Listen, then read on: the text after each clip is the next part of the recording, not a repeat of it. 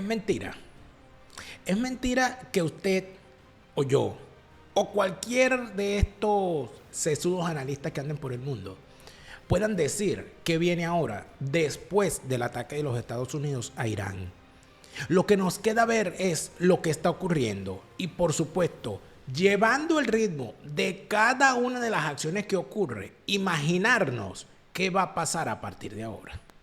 Decíamos, Martillo de Medianoche es el nombre del operativo de Estados Unidos para acabar con 3 bases nucleares claves de Irán. A short time ago, the U.S. military carried out massive precision strikes on the 3 key nuclear facilities in the Iranian regime, Fordow, Natanz, and Esfahan. Cuando atacaron la base naval de Pearl Harbor, los japoneses escucharon decir a uno de los jefes militares de aquella acción, luego de saber que habían tenido un éxito rotundo en esa acción aquel 7 de diciembre de 1941, luego de escuchar los aplausos, este almirante dijo: ¿estaremos ganando una guerra o estaremos despertando a un gigante dormido? Se sabe dónde comienza la guerra, pero no dónde terminan, y de eso vamos a hablar hoy en Fuera de Orden. Fuera de Orden va a comenzar con Daniel Lara Farías. No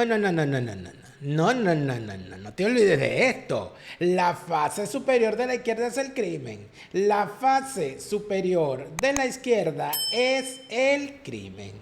La fase superior de la izquierda es el crimen. Pues señor. ¿Con quién está aliado Irán? ¿Con liberales, con conservadores o con criminales?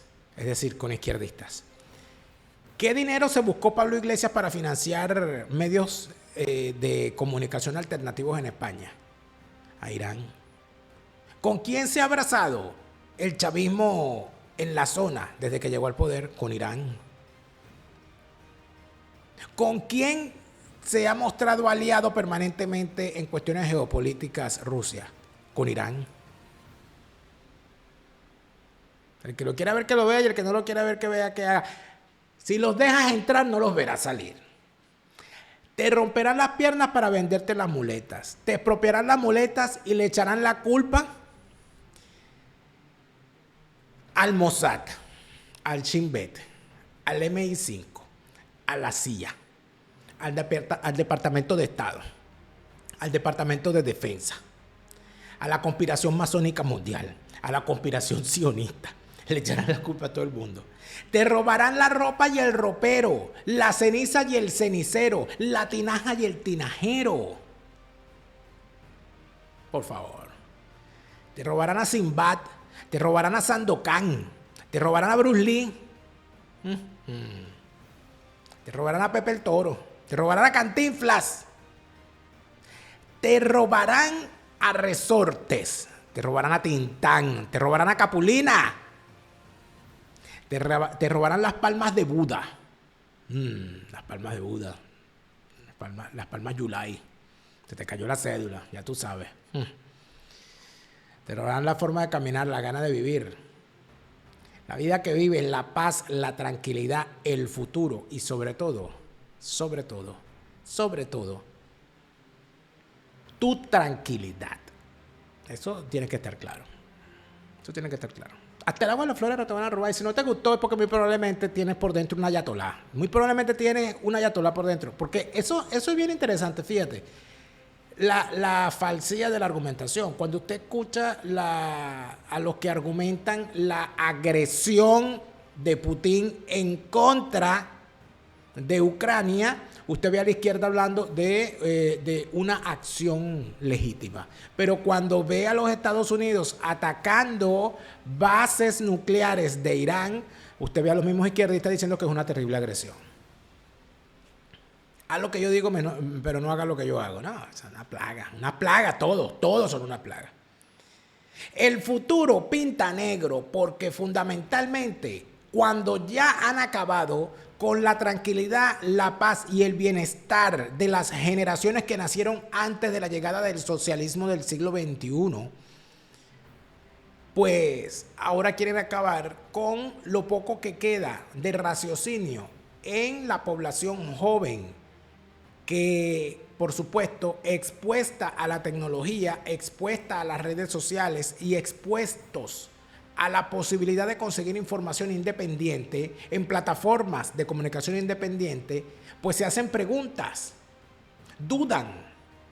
Le pasa a la generación de jóvenes del día de hoy, a pesar de los intentos de mantenerlos esclavos del pensamiento único controlado desde el poder del socialismo del siglo XXI, le pasa lo mismo que le pasó a aquellos jóvenes de la generación de San Martín, de la generación de Bolívar, de la generación de Antonio José de Sucre. Esos jóvenes empezaron a leer lo que la iglesia les prohibía leer, lo que la corona española les prohibía leer, y empezaron a hacerse preguntas.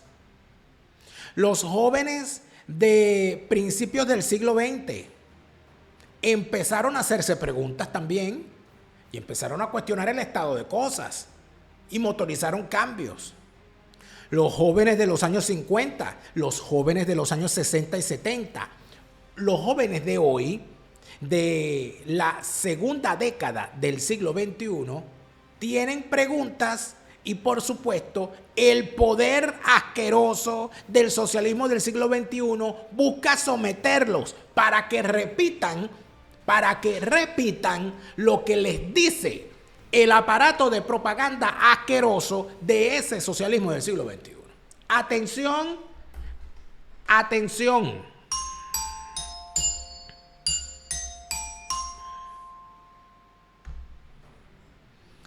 Agarramos infraganti la actividad que en este momento, en tiempo real, desarrolla el chavismo en Venezuela. Y es algo que están haciendo a nivel global el socialismo del siglo XXI, que es direccionar a los jóvenes en la repetición de la propaganda que necesita el socialismo del siglo XXI en medio de estas acciones internacionales. Disfrazados detrás de supuestas propuestas, discusiones y debates a lo interno del seno de la sociedad, a lo interno de la juventud, a lo interno de la población más joven, nos damos cuenta de que los intentos y de que las iniciativas son en realidad criminales. A nivel nacional en Venezuela están pastoreando a los jóvenes para participar en un supuesto encuentro nacional de juventudes en el que van a plantear cambios necesarios para la sociedad. Y lo hacen en estos términos. Ustedes me dirán si se avisora algún cambio real. Muy buenas tardes. Le pido disculpas porque de verdad no tenía internet. Bueno, les comunico a los jóvenes de la calle Rosal que por favor se acerquen después que escape, que esté la cuestión despejada. Al frente de la casa de la señora Dircia Pérez va a haber una asamblea de jóvenes donde los jóvenes pueden participar, exponer sus inquietudes para sus proyectos, algo que los tenga preocupados. Mayormente se forma una exposición. Bueno, así que les agradezco por favor a los jóvenes acercarse allá a la asamblea al frente de la casa de la señora Dircia. Muchas gracias y que Dios me les siga bendiciendo grandemente. He recibido audios de toda Venezuela con estos llamados. Están convocando a los jóvenes, les mandan mensajes a sus padres, a sus abuelos, a sus familiares. Están obligando a los jóvenes venezolanos inscritos en planteles educativos dependientes del Estado, en instituciones universitarias dependientes del Estado. A todos, obligatoriamente tienen que acudir a estas jornadas de debate y de discusión, donde por supuesto ya van impuestas las líneas y los voceros. Y los voceros son esos monstruicos que ya han creado al interno del chavismo y que están posicionando y perfilando para ser supuestamente las vanguardias de esas juventudes que a lo único que van es a aplaudir. Por supuesto, todo esto va a salir mal. Todo esto va a salir mal porque, como se acostumbra en estos sistemas, Esos muchachitos que pondrán allá a pegar gritos, a repetir el libreto, el único destino que tienen es terminar en el mismo sitio donde terminó Robert Serra o terminar siendo la barragana de alguien, como están varias de las grandes y supuestas lideresas del chavismo. Pero ¿qué es lo peligroso en todo esto? Lo peligroso es que van a poner a estos muchachos a repetir las tendencias internacionales de propaganda que plantea el socialismo del siglo XXI. La defensa de Rusia, la defensa de Irán, los ataques antisemitas contra Israel y su existencia, el posicionamiento en cuanto a la defensa de temas que poco le importan a unos muchachos que no tienen para comer. Y entonces los ponen a defender las estupideces ambientalistas y las estupideces pro-palestinas y las estupideces pro-rusas y las estupideces contra Ucrania, mientras ellos no tienen ni siquiera para el internet, como acaban de escuchar al tipo que manda el mensaje. Disculpen que no le pueden mandar el mensaje porque no tengo internet. Desde su propia miseria, desde su propia vida miserable, asquerosa, llena de comida pestilente, vendida como si fuese caviar, a estos pendejos los ponen a repetir las consignas. ¿Para dónde va todo eso? Amigos, a imponer el relato del socialismo del siglo XXI. Nunca es triste la verdad, lo que no tiene remedio. Y recuerda que aquí no promovemos el odio, solo lo recordamos.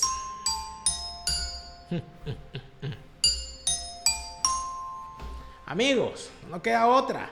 Seguimos. Debo agradecerle al amigo Sergio por haberme enviado esta hermosa franela. Non ti piacio, vaffanculo, problema risolto. Es una maravilla, un maravilloso mensaje. Gracias, Sergio.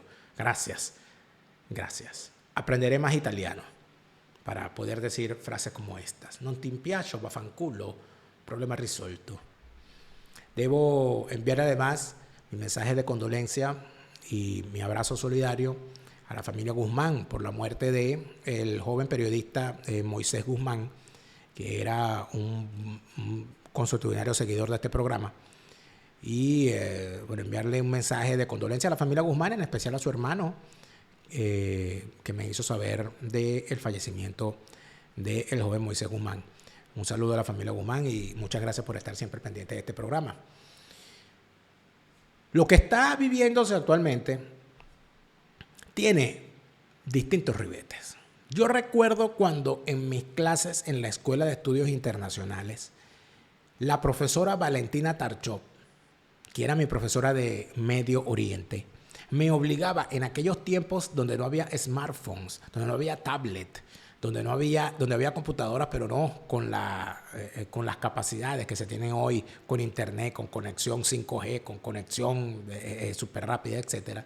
Nos obligaba a tener un mapa. Era un mapa de la región del Medio Oriente vacío, con muchos punticos. Y en cada clase nos obligaba, nos decía, la semana que viene vamos a ver esta zona, no sé, busque todo lo que hay en esos punticos. Y nos obligaba a buscar lo que había en esos punticos, en cada uno de los punticos que ella ponía allí en la zona. ¿Qué es lo importante de todo esto, amigo mío? Que muchos quizás no comprenderán. Muchos jóvenes dirán, bueno, no, te metes en internet o en ChatGPT. No, amigo, en aquel entonces no había ChatGPT, en aquel entonces había que irse a la biblioteca, buscar un atlas, ver qué era lo que había en la zona y después buscar y seguir buscando y decir qué es lo que habrá en Isfahán. ¿Qué es eso del estrecho de Hormuz? ¿Qué habrá allí en Gibrix? ¿Y qué habrá ahí en Teherán, aparte de ser la capital? ¿Y qué es eso de Tora Bora en Afganistán? Dios mío, ¿y qué habrá allí en ese espacio que está en ese estrecho de Hormuz y por qué será tan importante? Y no solamente desde el punto de vista geográfico, sino que era que había que hacer el análisis de todo lo demás. ¿Y qué habrá allí en Medina? ¿Y qué habrá allí en Ankara? ¿Y qué habrá allí en Urdu? ¿Y qué habrá en todos esos alrededores? Yo no tenía que hacer la investigación y por supuesto uno siempre llegaba con menos información de la que se necesitaba, porque las fuentes de información eran escasas, sobre todo con la escasez que había, ¿no? de acceso a fuentes. Yo recuerdo una vez tuve que ir inclusive a la embajada, creo que fue la embajada de Marruecos, porque estaba haciendo una investigación al respecto y necesitaba un dato sobre lo que había en determinadas zonas. Por supuesto no me dijeron, de más está decir. Y era una investigación que nos mandó a hacer la profesora Valentina Tarchov sobre el problema de la República Árabe Saharaui y todo el conflicto que había, bueno, y por supuesto fuimos a la embajada marroquí y el ministro consejero o primer secretario que nos atendió, bueno, nos dio ahí una charla a mí, y recuerdo que fui con la negra Dayana Vázquez, no me dejará mentir Dayana Vázquez, saluda a Dayana, que nos echaron el cuento de cuál era la visión que tenía el hombre con respecto al conflicto en la zona. Acababa de asumir, ya había asumido Mohamed como Mohamed VI como rey, y había muerto el rey Hassan. ¿Por qué les digo todo esto? Amigos, porque analizar esa zona en la cual yo no me especialicé, yo quise especializarme en Hispanoamérica, pero es imposible entender el mundo de hoy, es imposible entender lo global el día de hoy sin comprender lo que está ocurriendo en esa zona y sin comprender lo que nos depara si no comprendemos las graves situaciones que se pueden desarrollar en esa zona. Este año es el año centenario del nacimiento de mis abuelos paternos. La generación de mis abuelos paternos no tenía idea de qué era Alsacia-Lorena. No tenían idea de lo que era el corredor de Danzig. No tenían idea de qué significaba Polonia para la vida de ellos. Probablemente nada. Pero esa generación de los nacidos en 1925 vería cómo su juventud iba a estar sin nada por los hechos ocurridos entre 1939 y 1945 con la Segunda Guerra Mundial. Es imposible entonces decir que donde quiera que yo me encuentre, lo que está pasando en el Medio Oriente no tiene nada que ver conmigo. Pero también es una ridiculez decir que la bomba me va a caer encima a mí. Por tanto, lo que hay es que analizar con cabeza fría lo que está ocurriendo y darnos cuenta de las cosas que se están diciendo, las cosas que se están expresando, y cómo además, yo creo que las frases alrededor del tema de la guerra siempre van a ser importantes. Amigos, se sabe dónde comienza una guerra, pero no dónde termina. Es una frase muy importante. Número 2, una de las frases también relacionada a la guerra. El arte de la guerra es el arte del engaño. Otra, todos los generales se preparan para la guerra anterior. Porque siempre están pensando en cuando lo hicimos en Irak, cuando lo hicimos en Afganistán, cuando lo hicimos en Vietnam. En tal sentido, amigos míos, los errores de cálculo siempre tienen que estar previstos en los análisis, porque nadie tiene el 100% de la información, ni siquiera los organismos de inteligencia. Para que estemos claros. Los reportes, por supuesto, vale la pena revisarlos. Han salido cosas interesantes, otras no tanto, pero creo que todo hay que revisarlo. El mundo contiene el aliento tras el ataque militar de Estados Unidos a Irán, que bajo el presidente Trump bombardeó 3 instalaciones nucleares en ese país. The warmongering and lawless administration in Washington is solely and fully responsible for the dangerous consequences. En riesgo ante una posible venganza de Irán, las más de 40,000 tropas estadounidenses en Medio Oriente, donde Estados Unidos tiene bases militares en países como Egipto, Irak, Jordania, Kuwait, Qatar, Arabia Saudita y Emiratos Árabes, que estarían al alcance de las fuerzas iraníes. Probablemente habrá un ataque. ¿Cuándo? No lo van a anunciar, será sorpresa. Y probablemente contra navíos o barcos de guerra americanos o, sin duda, con intereses con Israel. El Departamento de Seguridad Nacional ha elevado también el nivel de riesgo dentro del país, alertando sobre posibles ciberataques o violencia extremista. The United States does not seek war, but let me be clear. We will act swiftly and decisively when our people, our partners, or our interests are threatened.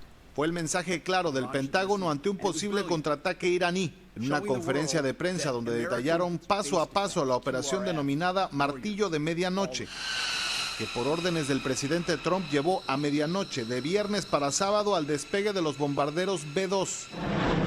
El grupo voló al oeste hacia el Pacífico como distracción, mientras otros 7 aviones procedieron discretamente con un vuelo de 18 horas hacia Irán, Por la tarde, mientras el presidente regresaba de Nueva Jersey a Washington, D.C., dio en una llamada la autorización final al secretario de Defensa.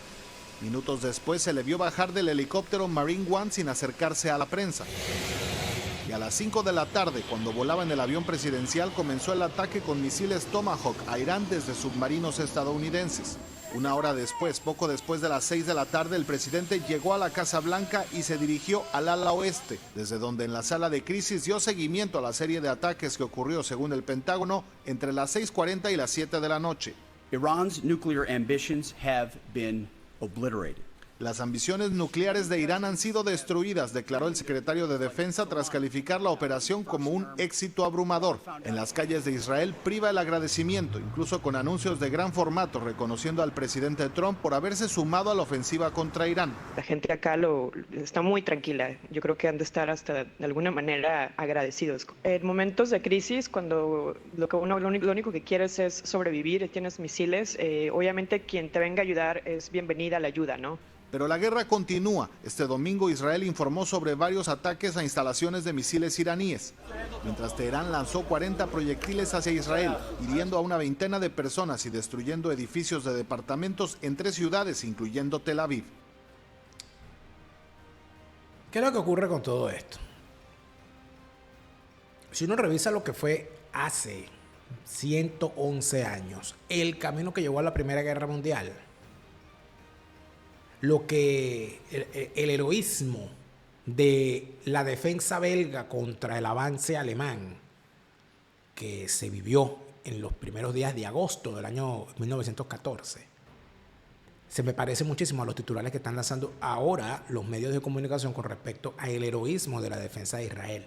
No estoy queriendo con esto decir que estamos en circunstancias parecidas. Lo que yo siento es que lamentablemente no hay otra. Los medios de comunicación y los analistas, al igual que los generales, siempre nos preparamos para la guerra anterior. Porque no sabemos cómo va a ser la actual, no sabemos para dónde va a ir, no sabemos dónde va a terminar. Pero yo creo que se comete un grave error, y esta por supuesto siempre será mi opinión es mía y de nadie más. Pero a mí me parece que se comete un grave error cuando se esperan respuestas de Irán como si estuviésemos en una guerra convencional con un enemigo convencional. Irán no es un enemigo convencional, Irán no juega limpio, Irán no es no tiene unas fuerzas convencionales de acción y de respuesta. ¿Dónde ve usted la acción organizada del Estado iraní? En el financiamiento de medios de comunicación, en el financiamiento de la opinión pública en países bajo su acción, no necesariamente bajo su control, pero sí bajo su acción a través del financiamiento, a través de del establecimiento de redes económicas, de empresas fachada que empiezan a hacerse amables ante la vista de las sociedades donde se instalan. Por ejemplo, para hablar del caso de Venezuela. Bueno, la gente de la familia Daga, los dueños de Daca, Yasser Daga y todos estos bichos, este señor Khalil, Mayed Khalil, establecido en Venezuela, él desde el gobierno de Caldera haciendo negocio con el Estado. Él y su hermano, por allá anda un hermano de Mayed Khalil muy tranquilo, como un reputado periodista independiente. Y entonces se hacen amables, se dan a querer, financian medios de comunicación, financian a comunicadores alternativos a través de sus empresas, que si Avanti, que si Multimax, que si DACA, compran determinadas empresas en toda la región, establecen rutas de financiamiento y de triangulación de dinero, prestan dinero a nuevos emprendimientos en la región y además de eso tienen otra forma de actuar, que es el terrorismo. Entonces aquí la pregunta es, ¿tiene sentido esperar que Irán ante estos ataques va a responder con una guerra convencional o con una guerra de guerrillas con sus acciones terroristas? ¿Tiene sentido esperar que caiga una bomba lanzada desde el territorio iraní contra un objetivo en Occidente?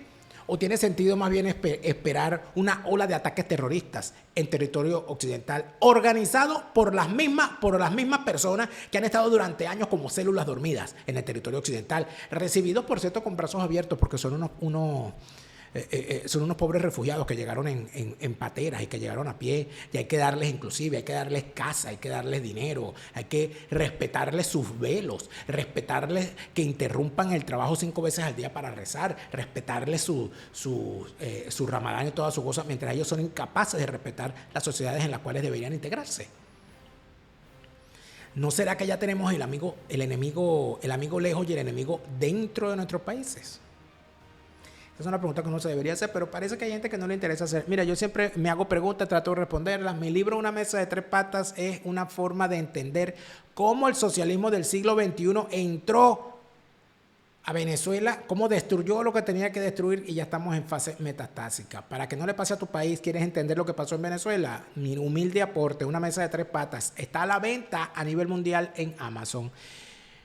Yo creo que estemos donde estemos, tenemos que entender que el mejor momento para comprar una póliza fue ayer. El segundo mejor momento es hoy. Mañana puede ser demasiado Trump molesto, demasiado ayatolá con los diablos sueltos, demasiado malo, demasiado tarde, demasiado gurrumino, demasiado guacamayato. Pólizas de seguro de salud en los Estados Unidos, pólizas de vida en los Estados Unidos, pólizas de seguro de viaje donde quiera que estés, a donde quiera que vayas. Y si se trata de asegurar el patrimonio que has construido en los Estados Unidos, el fideicomiso en vida es la solución que te ofrece tu asesor Gustavo para que ese patrimonio, a la hora de que tú faltes, quede en manos de tus herederos y no en manos de una corte sucesoral en un juicio que comienza y no termina. Llama ya a tu asesor Gustavo para que te asegures bien. Eduardo Villegas es el hombre que nos permite entender como coach de comunicación por qué el mensaje que nos da nuestro cliente tenemos que analizarlo y entenderlo para poderle responder y que ese cliente se quede con nosotros. Eduardo Villegas es tu coach de comunicación. Tu fuerza de ventas está incompleta si no tienes las herramientas de comunicación efectiva que te ofrece Eduardo Villegas, porque mejorar tu comunicación es mejorar tu vida. Y el doctor Ricardo Pérez, donde quiera que estés, la gente me dice, bueno, pero es que el doctor Ricardo Pérez es el mejor cirujano estético de la Florida y está a la cabeza del mejor equipo de cirujanos plásticos en el Doral Miami. Sí, pero tiene una red de aliados y puede ayudarte donde quiera que estés.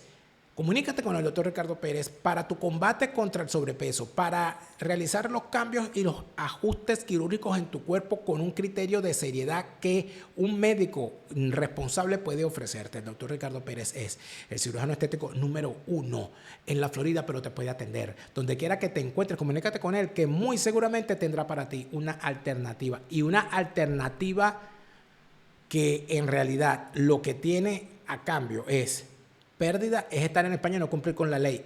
Hispanidad, abogados y asesores en España con todas las de la ley. Déjate asesorar por los mejores.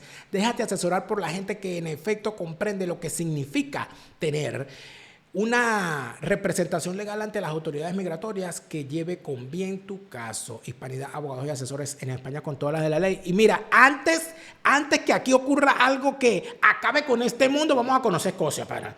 Hablemos de Escocia en castellano. Organiza tus viajes a Escocia, pero en tu idioma. Hablemos de Escocia en castellano. Vamos a ver qué es lo que tiene ese monstruo del lago Ness.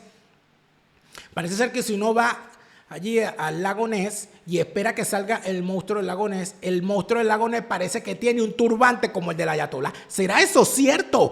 Vamos a descubrirlo con Hablemos de Escocia en castellano. Tus viajes a Escocia, pero en tu idioma.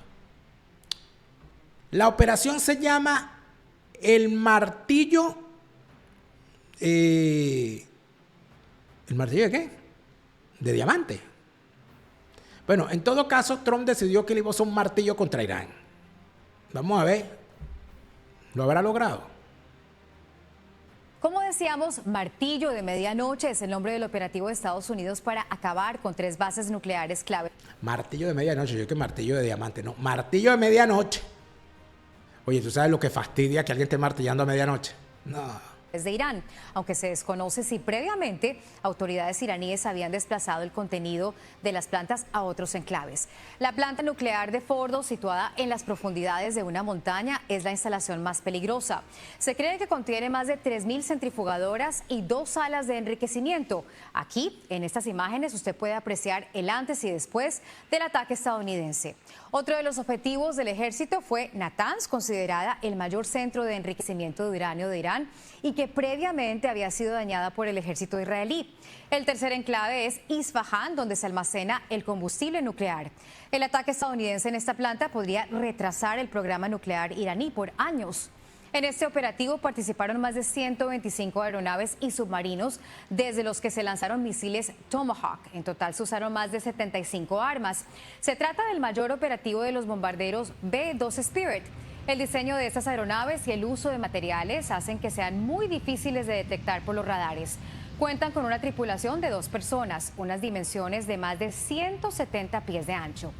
Puede recorrer una distancia de 6.900 millas sin recargar combustible y puede llevar una carga de 40.000 libras. Los B-2 Spirit lanzaron hasta 14 bombas antibúnker de penetración masiva que ve aquí y que miden más de 20 pies y se conocen como GBU-57, con un peso de 30.000 libras cada una y pueden atravesar hasta 25 pies de hormigón y hasta 130 pies de roca. Esta bomba puede transportar en su interior hasta 5.000 libras de explosivos. Estas bombas habrían sido usadas para la base de Fordo, la cual se encuentra entre 60 y 90 pies bajo el suelo. Entonces imagínese usted que hubo que movilizar ese aparato para lanzarle el ataque en esta, ¿cómo se llaman? Martillo de medianoche, para martillarle a medianoche esas instalaciones. Sin embargo, a ver, si había un ataque desde hace días de Israel, diciendo que tenían que acabar con instalaciones que permitían a Irán la construcción de armamento nuclear. No es lógico pensar que a partir del momento en que empezó esa acción, los iraníes hayan movido las cosas para otro lado. No sé, digo yo, pregunto. Bueno, es que eso no es tan fácil y tal. Bueno. Antes decían que los rusos también jugaban, pero en todo caso hay un reportaje, como siempre, la gente de la BBC, que son rojitos, pero de vez en cuando hacen unos resúmenes interesantes, que además de eso nos permiten darnos cuenta de por dónde va la agenda mediática de la izquierda, porque ya tú sabes por dónde camina la BBC. Me gustan más los reportajes, como he dicho siempre, que hace este muchacho venezolano, pero bueno, aquí está esta muchacha que hace este reportaje. Atención con lo que dice la BBC, lo que está en juego según la BBC. Estados Unidos se involucró de lleno en el enfrentamiento entre Israel e Irán en una jugada que muchos analistas han calificado de arriesgada. El ataque se produjo concretamente contra estas 3 instalaciones nucleares iraníes: Isfahán, Natanz y Fordo. Las bases de Isfahán y Natanz ya habían sido atacadas por Israel en los últimos días. Sin embargo, no había podido atacar Fordo. Hablamos de la mayor planta de enriquecimiento de uranio al 60% que está oculta en una ladera montañosa a gran profundidad. Y precisamente por estar bajo tierra, solo Estados Unidos posee una bomba lo suficientemente potente como para primero penetrar y luego destruir el sitio. La bomba es conocida como penetrador de municiones masivo GBU-57. El penetrador le lanzaron a los iraníes. Sape gato, pana. Sape gato. Imagínate tú movilizar semejante arma para destruir. Y entonces aquí lo que nadie nos explica, y es lo que a mí de alguna manera me preocupa un poquito, es que aquí se hable de que se destruyeron instalaciones donde se tenía uranio enriquecido y no nos digan qué tan peligroso es destruir un sitio donde se hacían armas nucleares, supuestamente, ¿no? Entonces, ¿había armas nucleares ahí de verdad? ¿O ya se las habían llevado? ¿O nunca las hubo? Pesa 13.000 kilogramos y según los expertos puede traspasar unos 18 metros de hormigón o 61 metros de tierra antes de explotar. Como se calcula que la instalación de Fordo se encuentra a unos 80 o 90 metros de profundidad, se cree que se necesitan varias bombas para causar daños significativos a las instalaciones. Bueno, pero de repente ya despertaron a Chávez, ¿no? Allá abajo donde está. Chávez dijo, pero ¿qué está pasando? Dios mío. Chávez y al ayatollah Khomeini los despertaron. Trump afirmó que las 3 instalaciones nucleares habían sido completamente destruidas, pero expertos aseguran que no está claro aún qué daños ha causado el ataque ni si hay heridos o víctimas. Tampoco Irán ha confirmado la extensión del daño, sin embargo, trataron de restarle importancia al impacto del ataque. Entonces sí lo jodieron. Si los iraníes dicen que no, fue sí. Por ejemplo, el subdirector político de la televisión estatal iraní, Hassan Abedini, dijo que las instalaciones habían sido evacuadas y el material trasladado a otro sitio antes del bombardeo. Bueno, eso es lo que dice él. Eso sí, el ministro de Asuntos Exteriores de Irán, Abbas Araghchi, no tardó en condenar el ataque estadounidense. The Islamic Republic of Iran condemns in the strongest terms the United States' brutal military aggression against Iran's peaceful nuclear facilities. It is an outrageous, se trata de una violación indignante, grave y sin precedente de los principios fundamentales de la Carta de las Naciones Unidas y del derecho internacional. Además, Araghchi aseguró que los últimos acontecimientos tendrán consecuencias duraderas y que Irán se reserva, dijo, todas las opciones para defender su soberanía, sus intereses y su pueblo. Es decir, no descartan terrorismo, señor canciller, me imagino, ¿verdad? Porque ustedes nunca descartan el terrorismo. Ustedes nunca descartan los asesinatos selectivos. Ustedes nunca descartan ponerle una bomba a una embajada. Ustedes nunca descartan asesinar a un fiscal que los investiga en otro país, ¿verdad?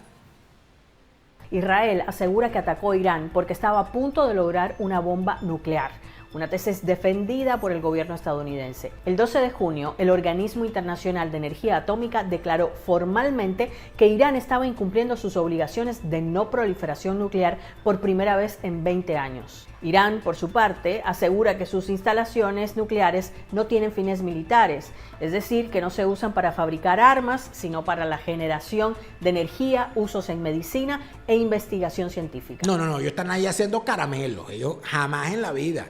No vayan ustedes a pensar que una gente que dice todos los días y que además de eso tienen un reloj para contar el tiempo que falta para la destrucción de Israel e inclusive tienen en su constitución el ánimo que tienen para que Israel no exista. Imagínese usted que esta gente dice que sus instalaciones con energía atómica son solamente para hacer energía, para permitir que los niños iraníes tengan luz, electricidad, para ver comiquitas, y además de eso ellos hacen unos simples caramelitos de uranio. No sean exagerados. Y la Organización de Energía Atómica de Irán dijo que a pesar de los ataques, los científicos y expertos seguirán avanzando en la industria nuclear del país. Tras el bombardeo estadounidense, Irán lanzó una ola de ataques contra Israel. Allí, el primer ministro israelí Benjamin Netanyahu agradeció la decisión de Trump. הנשיא טראמפ מנהיג בעוז את העולם החופשי. הוא ידיד ענק של ישראל, ידיד שלא היה כמותו. En mi nombre, en el del pueblo israelí, en nombre de todo el pueblo judío, le agradezco de todo corazón. Es que Israel le había pedido a Washington que interviniera, sobre todo porque Estados Unidos es el único país con capacidad militar para atacar la instalación de Fordo. Desde la Revolución Islámica en Irán en 1979, Estados Unidos mantenía relaciones muy tensas con este país, sobre todo en torno al programa nuclear iraní y su influencia regional. Sin embargo, el bombardeo a instalaciones nucleares marca un nuevo punto de quiebre según los analistas. Y Donald Trump avisó de mayores consecuencias si Irán no termina con su programa nuclear. Tonight's was the most difficult of them all, by far, and perhaps the most lethal. But if peace does not come quickly, we will go after those other targets with precision, speed, and skill. Most of them can be taken out in a matter of minutes. Desde Naciones Unidas y la Unión Europea alertaron de la escalada que supone este bombardeo y pidieron volver a las negociaciones. Una línea parecida a la de actores importantes en la región como Arabia Saudita o la de Omán, donde se celebraron las reuniones entre Estados Unidos e Irán en las últimas semanas. Washington tenía previsto iniciar una nueva ronda de diálogo para negociar un nuevo acuerdo nuclear con Irán cuando se produjo el ataque israelí. Por su parte, el canciller iraní aseguró que su país nunca abandonó la mesa de negociaciones. Ahora, la maniobra de Estados Unidos genera preguntas sobre cómo puede reaccionar Irán, aunque expertos dicen que se ha debilitado significativamente desde que Israel comenzó sus ataques el 13 de junio, aún creen que Teherán puede causar daños considerables. El corresponsal de seguridad de la BBC, Frank Garner, afirma que Irán puede elegir ahora básicamente 3 líneas de acción. Primero, no hacer nada. Esto podría evitar nuevos ataques estadounidenses e incluso podría reanudar la vía diplomática. Recordemos que Estados Unidos ha estado presionando para que Teherán firme un nuevo acuerdo nuclear. Pero esta posición debilitaría, según Garner, al régimen iraní, sobre todo después de que advirtió que habría graves repercusiones si Estados Unidos atacaba. Otra opción es tomar represalias contundentes y rápidas, según Garner. Irán aún posee un arsenal sustancial de misiles balísticos y en otras oportunidades ha atacado bases estadounidenses próximas. Estados Unidos tiene presencia en Medio Oriente en unas 19 bases militares, en 8 de manera permanente, según el think tank Council on Foreign Relations. La tercera opción, según el corresponsal de seguridad de la BBC, sería que Irán tome represalias más tarde, es decir, esperar hasta que la tensión actual disminuya y el nivel de alerta no esté en su máximo nivel. Otros analistas, como la corresponsal internacional de la BBC Liz Doucet, piensan que Teherán también podría atacar económicamente, por ejemplo, cerrando el estrecho de Hormuz, que es el que conecta al Golfo Pérsico con el Océano Índico y por donde se transporta el 30% del suministro mundial de petróleo.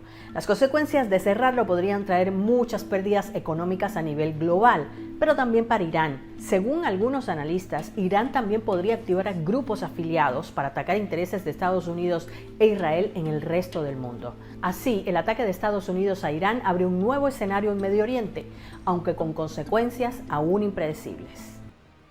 Pero es que el asunto está en que, y de esto vamos a hablar en otro programa, sobre el estrecho de Hormuz, lo que hay allí en el estrecho de Hormuz, lo que se mueve en el estrecho de Hormuz, lo que importa en el estrecho de Hormuz.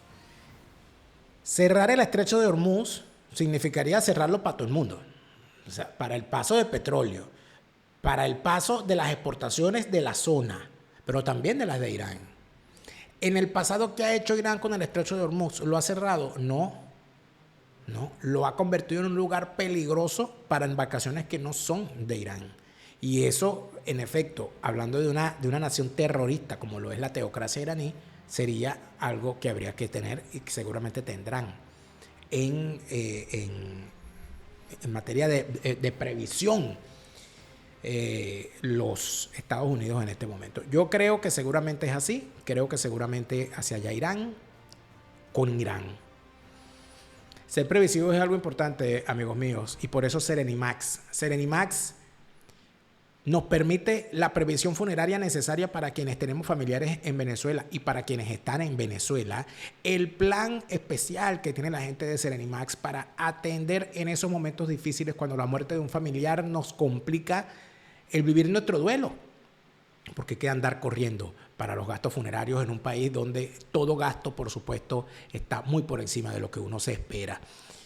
Serenimax tiene para ti los planes de previsión funeraria necesarios para quitarte de encima esa angustia y para que en el momento en que tengas que vivir cosas que son partes de la vida, como son la muerte de un familiar, no tengas que andar dedicándote a una cosa distinta que al duelo familiar y a la unión con la familia, porque la gente de Serenimax, con sus maravillosos planes de previsión funeraria, te permitirá la tranquilidad de saber que en ese momento tendrás cubierto completamente los gastos funerarios y tú podrás dedicarte a el duelo de la familia. Comunícate con la gente de Serenimax, que tienen la previsión funeraria que necesitas para tus familiares en Venezuela.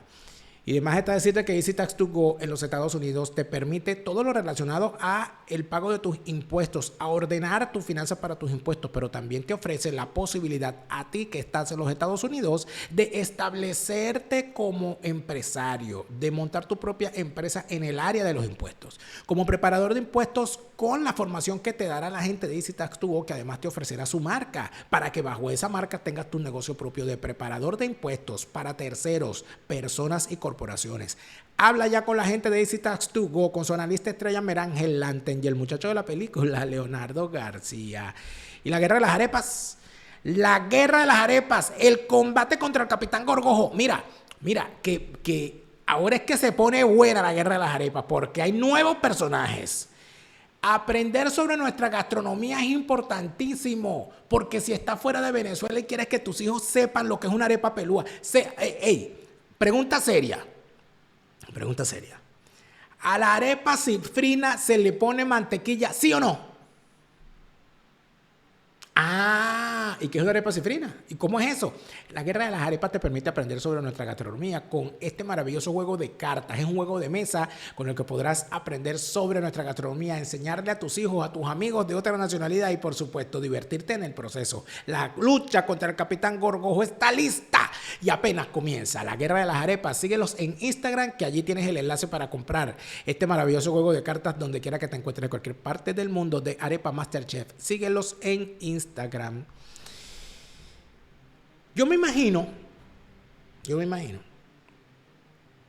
que ya estamos claros en que los rusos también juegan. Era la frase que se usaba en la Guerra Fría. Bueno, el otro también te va a responder. ¿Qué hacen los Estados Unidos en este momento? Bueno, de alguna manera dice, bueno, ya hicimos lo que íbamos a hacer. Le abrimos la puerta a la negociación. Vamos a sentarnos, etc. El garrote y la zanahoria, pero han defendido lo que plantearon en su acción militar contra Irán en las Naciones Unidas. Estados Unidos e Israel defendieron enérgicamente el domingo ante el Consejo de Seguridad de las Naciones Unidas su acción militar contra las instalaciones nucleares iraníes, afirmando que no se puede permitir que el régimen de Teherán disponga de un arma nuclear. La sesión de emergencia de la ONU se celebró después de que Estados Unidos atacara el sábado 3 instalaciones nucleares iraníes, lo que provocó la reacción de varios Estados miembros. The time finally came for the United States, in the defense of its ally and in the defense of our own citizens and interests, to act decisively. El régimen iraní no puede tener un arma nuclear. Make no mistake. No se equivoquen. El coste de la inacción habría sido catastrófico. Un Irán nuclear habría sido una sentencia de muerte, tanto para ustedes como para nosotros. Rusia, China y Pakistán, aliados claves de Irán, condenaron los ataques estadounidenses y el embajador de Irán ante la ONU prometió represalias. El momento, la naturaleza y la escala de respuesta de Irán serán decididos por sus fuerzas armadas. Mientras tanto, el bombardero sigiloso B-2, que lanzó bombas antibúnker sobre las instalaciones nucleares iraníes, regresó el domingo a su base estadounidense de Missouri. El presidente estadounidense Donald Trump insistió en que los ataques aéreos fueron una intervención limitada e instó a Teherán a negociar. Bueno, imagínate, después que te lanzan ese ataque, te invitan a negociar, es casi que, bueno, o sea, ¿lo pienso o no? En nuestro canal de WhatsApp hicimos una pregunta la semana pasada. Le preguntamos a la gente que está en nuestro canal de WhatsApp, envíenos un mensaje a este número de WhatsApp que van a ver en pantalla y allí le va a llegar el enlace para unirse al canal de WhatsApp. No es un grupo de WhatsApp, es un canal informativo. Allí hacemos encuestas, allí enviamos la rocola de la vida. Esta semana, hoy, súmese, síguese, que después de la emisión de este programa en vivo en nuestro canal de YouTube va a estar lista la rocola de la vida con las canciones que se le dedican, en este caso, ¿a quién se le están dedicando las canciones? La rocola de la vida de esta semana es a las viejas malditas de Clark que andan llorando porque no tienen sus candidatos. Y eso también lo decidieron quienes votaron con la selección de las canciones en nuestro canal en WhatsApp. Pero nosotros le preguntamos esta semana también a nuestros seguidores en el canal de WhatsApp, al cual se pueden unir enviando un mensaje al número que ven en pantalla, si estaban de acuerdo con la propuesta de matar al ayatolá. Porque Netanyahu ha dicho que hay que matar al ayatolá para que se acabe el problema. Hicimos la pregunta, ¿está usted de acuerdo? Yo considero que sería abrir la caja de los rayos, pero en efecto se le preguntó a la gente qué pensaba al respecto. El resultado, a continuación, esto fue lo que opinaron. Fíjate tú. ¿Está usted de acuerdo con matar al máximo líder de Irán, el ayatolá Jamenei, como propone Netanyahu? El 60.7% dice que sí, porque se acabaría el problema. Y el 39.3% dice que no, que sería mucho peor. Es decir, El 60% dice que hay que darle matarile al tipo y mandarlo a visitar a Chávez. El 39% dice que no, porque eso podría empeorar las cosas. Yo le digo, yo considero que en las actuales circunstancias matar a ese tipo sería mucho peor. Pero bueno, la gente, fíjense que este canal tiene a gente que puede estar de acuerdo o no, porque el criterio crítico es fundamental. Usted puede ver este programa y no estar de acuerdo conmigo. En efecto, ya está. La encuesta indica que la gente dice que sí, que le den matarile, que le den candela, que lo manden a visitar a Chávez. Y entonces la pregunta que hay que hacerse aquí, finalmente, amigos míos, es ¿hacia dónde vamos nosotros caminando? Vuelvo a la pregunta inicial con la que arrancaba este programa, recordando lo que decía aquel almirante japonés que organizó el ataque de Pearl Harbor. ¿De verdad hemos ganado una batalla o hemos despertado a un gigante dormido? No sabemos qué está arrancando aquí. Lo que sí debe estar claro es que las guerras se sabe dónde comienzan y dónde terminan. Que acciones como estas normalmente se guardan dentro de las sociedades y dentro de las sociedades políticas y dentro de los estamentos políticos de países como Irán y quedan allí en el recuerdo. Toda nación que sufre una acción de fuerza guarda resentimientos y busca sacarse el clavo en algún momento. Todas. Eso lo dice la historia. Cuando uno menos se lo espera, aparece alguien reivindicando.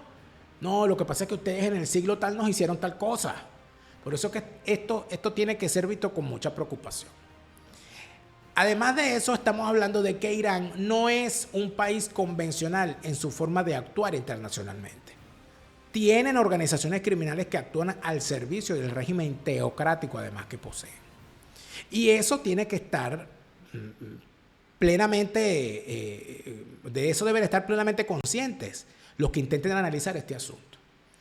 Además de eso, y queda perfectamente claro, yo lo he comprobado en mis propias redes, cómo Irán ha invertido durante años muchísimo dinero en el establecimiento de redes de contrainformación y de desinformación. Redes de contrainformación destinadas a destruir a todo aquel que opine algo en contra de Irán y redes de desinformación para imponer un relato que beneficie las líneas estratégicas de acción de ese régimen de los ayatolás. Han financiado el establecimiento de partidos políticos, de medios de comunicación, de comunicadores alternativos, de influencers, etcétera, etcétera. Por supuesto, poco a poco irán quedando al descubierto cada uno de estos personajes y a ellos también les llegará la justicia, amigos míos. Porque usted no puede pretender estar en el territorio de los Estados Unidos defendiendo a un enemigo de los Estados Unidos y pensar que usted va a pasar bajo la mesa. Usted no puede andársela dando de disruptivo en contra de lo que hace los Estados Unidos y a la vez vivir en los Estados Unidos o pretender ir a los Estados Unidos y no entender que en efecto cuando hay una guerra, amigos míos, el que no está conmigo está contra mí.